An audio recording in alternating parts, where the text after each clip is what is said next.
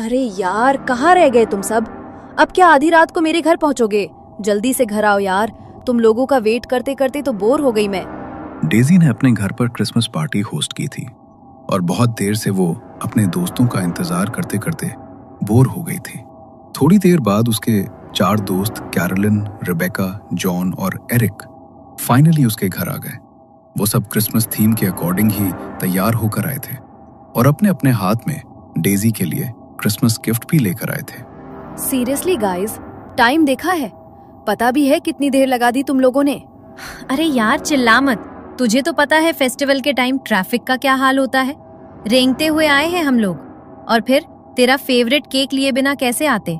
बेचारा एरिक 2 घंटे लाइन में लगा रहा सिर्फ इस केक के लिए। Oh, thank you so much Eric, so sweet of you. बस बस, अब थैंक यू और इमोशन साइड में रखो। बोर हो रहे हैं यार, कुछ इंटरेस्टिंग करो। म्यूजिक लगाओ, थोड़ा डांस वांस हो जाए। हाँ, क्यों नहीं। एरिक, तुम म्यूजिक कनेक्ट करो, तब तक मैं किचन से तुम लोगों के लिए कुछ खाने को लाती हूँ। एरिक ने वॉल्यूम बढ़ाया और पार्टी का माहौल बनने लगा।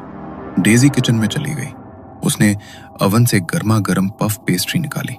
खुशबू पूरे किचन में फैल गई थी। वो उन्हें प्लेट में लगा ही रही थी कि तभी है, इतनी रात का मेरे किचन की खिड़की कौन खटखटा रहा है? ये पड़ोस के बच्चे भी ना चैन से जीने नहीं देंगे। डेजी ने खिड़की से बाहर झांका, लेकिन वहां कोई नहीं था, सिर्फ गहरा अंधेरा। उसे लगा शायद वहम होगा, लेकिन तभी हद है यार, अभी बताती हूँ इनको, बहुत हो गया मजाक। डेजी ने गुस्से में खिड़की का लॉक खोला। बाहर देखा तो कोई भी नहीं था। ठंडी हवा का एक झोंका अंदर आया। डेजी के रोंगटे खड़े हो गए। अगर बाहर कोई नहीं है तो खटखटा कौन रहा था? वो घबराकर खिड़की बंद करने ही वाली थी कि अचानक अंधेरे में खिड़की के बिल्कुल पास उसे एक चेहरा दिखा। सांता क्लॉज के कपड़ों में एक आदमी जो उसे घूर रहा था। पलक झपकते ही वो चेहरा गायब हो गया। तभी डेजी की चीख सुनकर कैरोलिन भागते हुए किचन में आई। डेजी, क्या हुआ? तुम चिल्लाई क्यों? सब ठीक तो है? हाँ, मैं ठीक हूँ। वो बस तुम प्लीज ये खिड़की बंद कर दो जल्दी।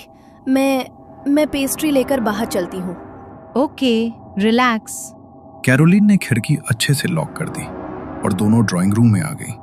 अभी सब सोफे पर बैठे ही थे और माहौल थोड़ा नॉर्मल हुआ ही था कि वो आवाज सुनते ही डेजी के हाथ से प्लेट लगभग छूटते छूटते बची।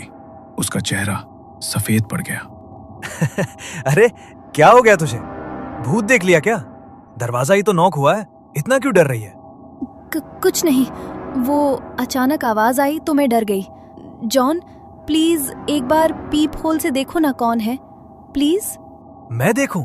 कमाल है यार डेजी, तू भी ना। अच्छा रुक, देखता हूँ कौन है। जॉन मस्ती में चलते हुए दरवाजे तक गया। उसने पीप होल से आंख लगाकर बाहर देखा। बाहर वही आदमी खड़ा था, लाल कपड़ों में, लंबी सफेद दाढ़ी। वही सैंटा जिसे डेजी ने खिड़की पर देखा था। देखा तुमने? कौन है बाहर? अरे अपना सैंटा है भाई। लगता है रास्ता भटक गया है या हमारे साथ पार्टी करना चाहता है। रुको, इसे भी अंदर बुला लेते हैं, महफिल जम जाएगी। क्या? सैंटा? नहीं जॉन, खबरदार जो दरवाजा खोला। जॉन प्लीज नहीं। लेकिन डेजी की चेतावनी जॉन के कानों तक पहुंचने से पहले ही उसने कुंडी घुमा दी। दरवाजा खुलते ही वो सैंटा बिना पूछे सीधा अंदर आ गया और इत्मीनान से सोफे पर जाकर बैठ गया, जैसे ये उसी का घर हो। Merry Christmas, merry Christmas. अरे वाह, इस पार्टी में मेरी ही कमी थी क्या? लो जी, सांता आ गया।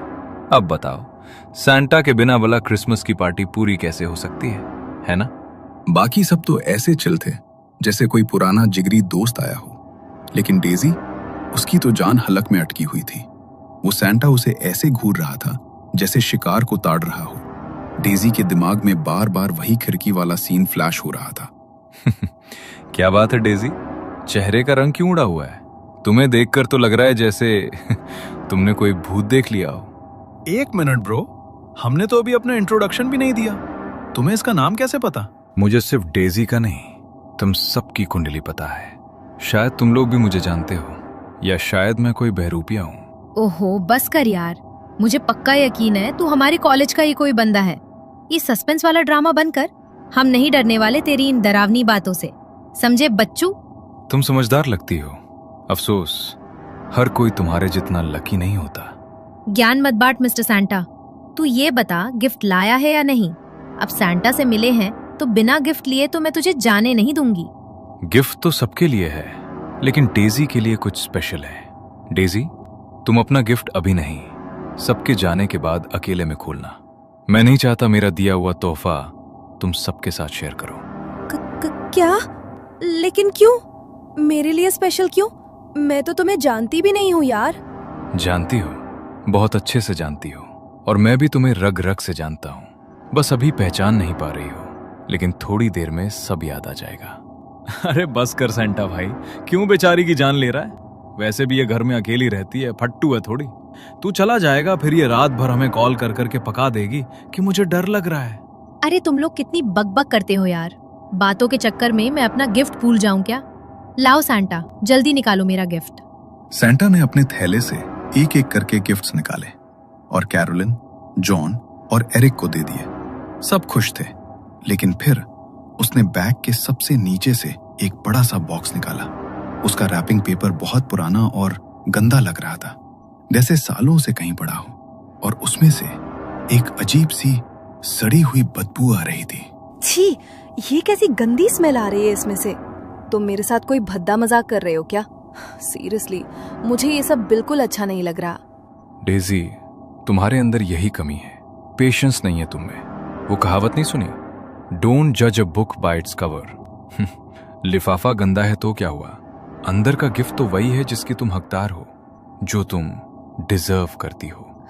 लो भाई डेजी, लगता है ये सैंटा तुझे कुछ ज्यादा ही अच्छे से जानता है। इसे पता है तेरी असलियत क्या है। गाइस, सीरियसली बताओ, ये तुम लोगों का ही कोई प्रैंक है ना? तुम ही लाए हो ना इसे अपने साथ? अरे नहीं पगली, हम लाते तो तुझे बता नहीं देते, और हम ऐसे किसी अजीब नमूने को क्यों लाएंगे? वैसे thank you mister Santa gift के लिए। You are welcome, you are welcome. अच्छा, मेरा काम हो गया। तुम सबसे अगले साल मुलाकात होगी, और डेजी तुमसे बहुत जल्द। क्या जल्द मतलब? डेजी कुछ पूछ पाती, इससे पहले ही वो अजीब सा सैंटा अपनी डरावनी हंसी के साथ अंधेरे में बाहर निकल गया। उसके जाने के बाद थोड़ी देर तो सबने हंसी मजाक किया, लेकिन डेजी का दिल जोर जोर से धड़क रहा था। उसका पूरा ध्यान बस उस सैंटा की बातों पर था। कुछ देर बाद पार्टी खत्म हुई और दोस्त भी बाय बाय करके निकल गए। जैसे ही सन्नाटा छाया, डेजी का डर दुगुना हो गया। अब वो उस घर में बिल्कुल अकेली थी। सामने वो बदबूदार गिफ्ट रखा था और कानों में सैंटा की आवाज गूंज रही थी, अकेले में खोलना। आखिर कौन था वो सैंटा, और इस गिफ्ट में ऐसा क्या है जो वो अकेले में खोलने को बोल गया? यहाँ हॉल में बैठकर तो मुझे बहुत अजीब लग रहा है। एक काम करती हूँ, इसे रूम में ले जाती हूँ, वहीं खोलूंगी। डेजी वो भारी भरकम बॉक्स लेकर अपने बेडरूम में आ गई। कमरे में सन्नाटा था। उसने बेड पर बैठकर कांपते हाथों से रैपिंग पेपर फाड़ना शुरू किया। जैसे ही उसने बॉक्स का ढक्कन हटाया, डेजी की आंखें फटी की फटी रह गईं। उसकी चीख गले में ही अटक गई। उस बॉक्स के अंदर कोई तोहफा नहीं था, बल्कि उसी सैंटा का कटा हुआ सिर रखा था। और सबसे डरावनी बात, उस कटे हुए सिर के चेहरे पर अभी भी वही शैतानी मुस्कान थी। नहीं नहीं। डेजी ने झटके से वो बॉक्स दूर फेंक दिया। वो लुढ़कता हुआ कोने में जा गिरा। डेजी डर के मारे बेड पर पीछे खिसकी और खुद को चादर में छिपा लिया। उसका पूरा शरीर पसीने से भीग चुका था। तभी ये क्या हो रहा है मेरे साथ? मैं पक्का कोई बुरा सपना देख रही हूँ। प्लीज भगवान, ये सपना हो, बस नींद खुल जाए मेरी। नो डेजी, ये कोई सपना नहीं है, ये हकीकत है मेरी प्यारी डेजी। मैंने कहा था ना, गिफ्ट में तुम्हें वही मिलेगा जो तुम डिजर्व करती हो। अचानक खिड़की का कांच चकनाचूर होकर फर्श पर बिखर गया। एक तेज चुभने वाली सीटी जैसी आवाज डेजी के कानों में गूंजने लगी, जैसे उसके कान फट जाएंगे। उसने दर्द से कान बंद कर लिए। तभी उसे महसूस हुआ कि कमरे का तापमान गिर गया है और वहां कोई और भी है। डेजी ने डरते डरते आंखें खोली। सामने वही सैंटा खड़ा था, गर्दन अजीब तरह से टेढ़ी किए हुए, और वो उसे देखकर भयानक तरीके से हंस रहा था। डेजी अपनी जान बचाने के लिए पीछे खिसकी, लेकिन सैंटा धीरे धीरे आगे बढ़ रहा था। तभी डेजी का हाथ साइड टेबल पर लगा और वहां रखी एक फोटो फ्रेम गिरकर टूट गई। डेजी की नजर टूटी हुई तस्वीर पर पड़ी। वो उसके बड़े भाई की तस्वीर थी। भैया?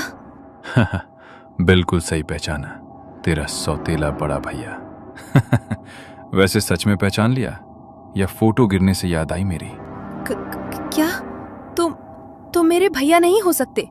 भैया की मौत तो 1 साल पहले हो चुकी है। तुम झूठ बोल रहे हो। मैं पुलिस को बुलाऊंगी। दूर रहो मुझसे। अरे अरे, मेरी प्यारी सौतेली बहन, लगता है बड़ा अफसोस है तुम्हें मेरी मौत का। लेकिन शायद तुम एक छोटी सी बात भूल रही हो डेजी। मुझे मारने वाला कोई और नहीं, तुम ही थी। याददाश्त कमजोर हो गई है क्या? या याद दिलाऊं पिछले क्रिसमस की रात? देखो, बस बहुत हो गया। मैं नहीं जानती तुम क्या बकवास कर रहे हो। मैं अपने भाई को क्यों मारूंगी? मैं बहुत प्यार करती थी उनसे। झूठ, प्यार नहीं, तुम्हें सिर्फ प्रॉपर्टी से प्यार था। तुम्हें मेरे हिस्से की दौलत चाहिए थी और मुझे रास्ते से हटाए बिना वो मुमकिन नहीं था। इसलिए तुमने मेरी गाड़ी के ब्रेक फेल करवा दिए। तुमने जानबूझकर मुझे उस पहाड़ी वाले रास्ते पर भेजा ताकि मेरा एक्सीडेंट हो जाए और मैं खाई में गिर जाऊं। और वही हुआ। मैं तड़प तड़प कर मर गया और तुम यहां मेरी प्रॉपर्टी पर ऐश कर रही हो। सैंटा की आंखें अब अंगारों की तरह लाल हो चुकी थी। अब मुझे अपनी प्यारी बहन की बहुत याद आ रही है डेजी। मैं वहां अकेला बोर हो गया हूं, इसलिए अब तुम मेरे साथ चलोगी। नहीं भैया, प्लीज मुझे माफ कर दो। मुझसे बहुत बड़ी गलती हो गई थी। लालच ने मुझे अंधा कर दिया था। मैं बहुत शर्मिंदा हूँ। भैया प्लीज मुझे मत मारो, मुझे छोड़ दो। देखो तो जरा, कितनी मासूम लग रही हो तुम। लेकिन डेजी, जितनी अच्छी तुम हो उतना अच्छा मैं नहीं बन पाऊंगा। मेरा इंसाफ मैं खुद करूंगा। अचानक पूरा कमरा हिलने लगा, जैसे भूकंप आ गया हो। चीजें हवा में उड़ने लगी। सैंटा ने अपने दोनों हाथ आगे बढ़ाए और डेजी की गर्दन पकड़ ली। भैया? सैंटा की पकड़ लोहे जैसी मजबूत थी। डेजी के पैर हवा में झूलने लगे। उसका चेहरा नीला पड़ने लगा। आंखें बाहर को उभर आई। वो बचने के लिए हाथ पैर मारती रही, लेकिन उस अदृश्य ताकत के आगे वो बेबस थी। कुछ ही पलों में सब शांत हो गया। डेजी का बेजान शरीर जमीन पर धड़ाम से गिर पड़ा। कमरे में अब गहरा सन्नाटा था। पिछले साल इसी रात उसने लालच के लिए अपने सौतेले भाई का खून बहाया था और आज ठीक 1 साल बाद उसी भाई ने अपना हिसाब चुकता कर लिया। बदला पूरा हुआ और शायद अब उस भटकती हुई आत्मा को हमेशा के लिए शांति मिल गई थी।